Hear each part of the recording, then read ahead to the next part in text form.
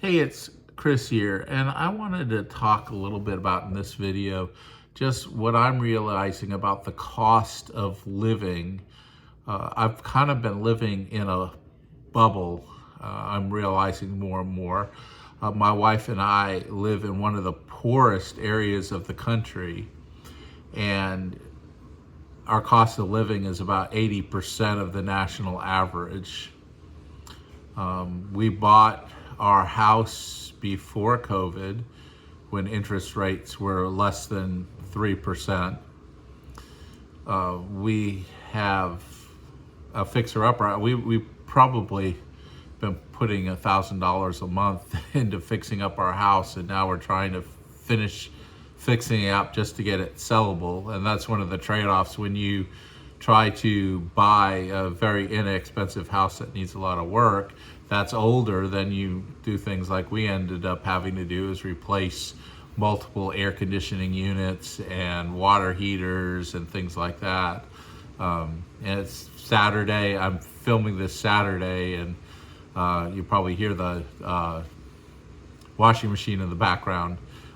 It's chore day, and I'm just going to have to make videos without perfect quiet around me, and that's okay.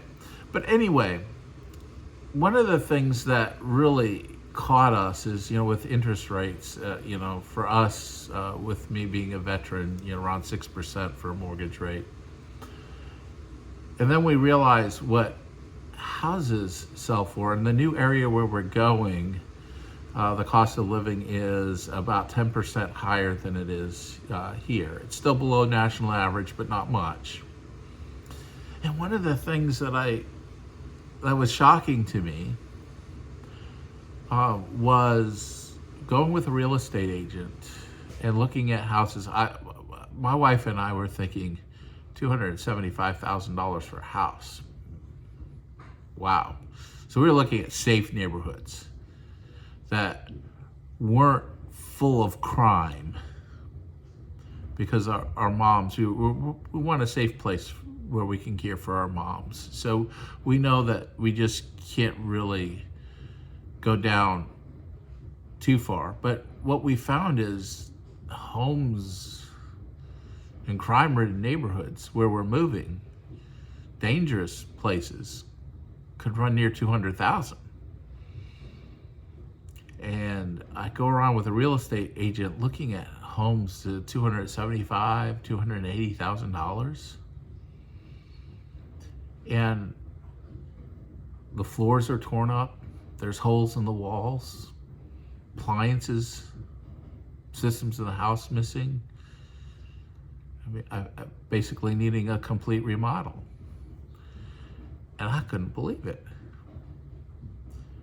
I couldn't believe the change since before we were looking. Now, of course, the pandemic changed a lot of things, and home prices went up like 40% since the pandemic. And I just couldn't wrap my mind around this. The average price of a new car is now $47,000. And that's hard to wrap my mind around that. And then I think about younger generations, people my kids' age, what it costs to them to move somewhere for a job, how much money they would lose, and the gains that they would get won't offset what they would lose. I have children who have the blessing of working for companies where they could take advancement opportunities.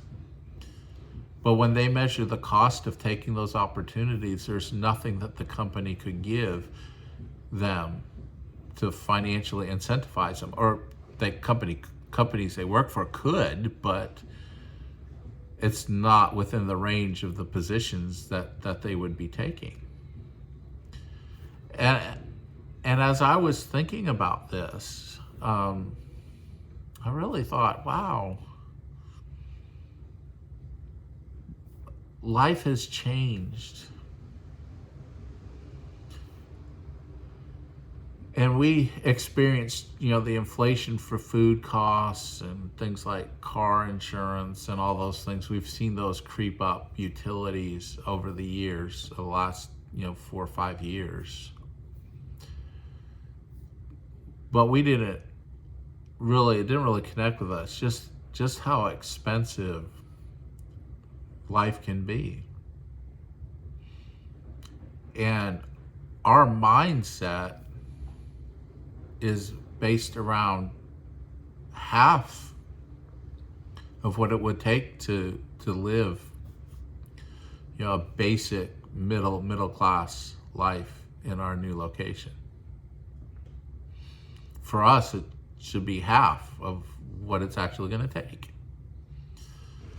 We're blessed in that both my wife and I have the ability to make middle class wages.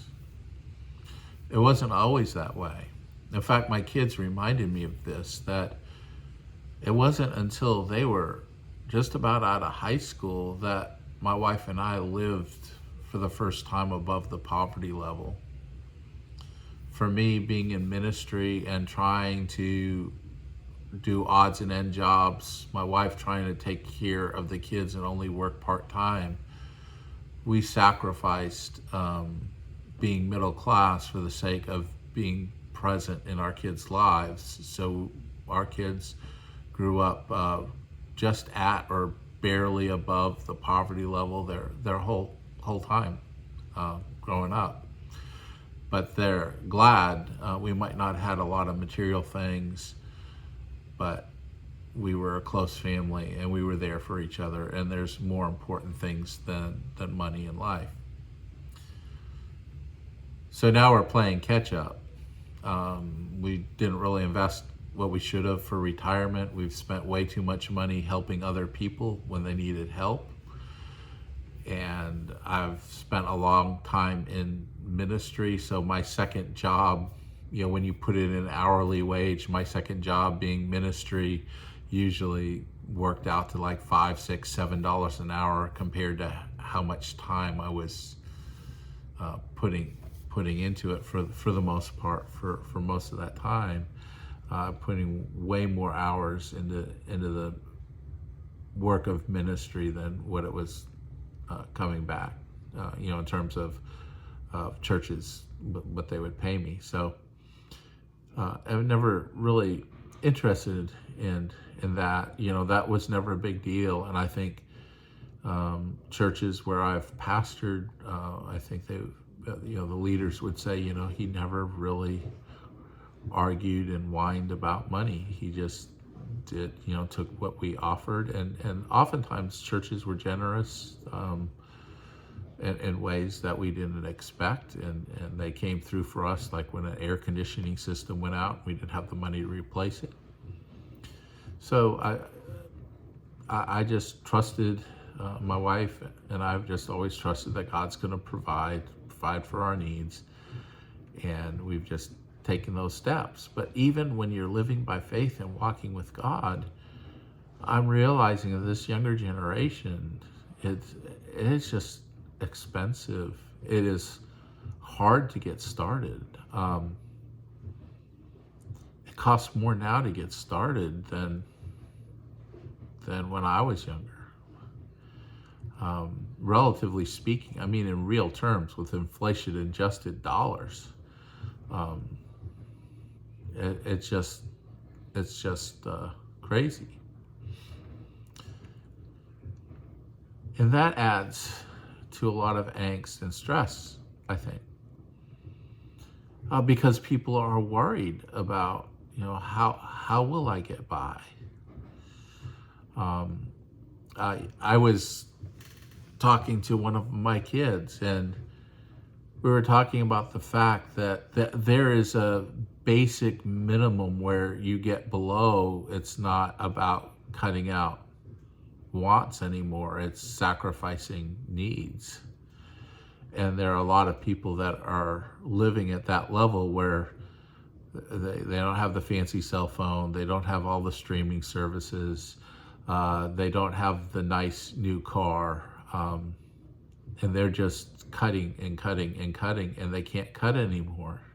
And it's hard to even survive because housing costs, transportation costs are so high that it puts all sorts of pressures on families that before the pandemic, they just weren't there as much. And I think that inflationary time has really been challenging. And my wife and I ultimately have not really been we've been aware of it, in principle, but personally, not as much because our mortgage interest rate is less than 3%.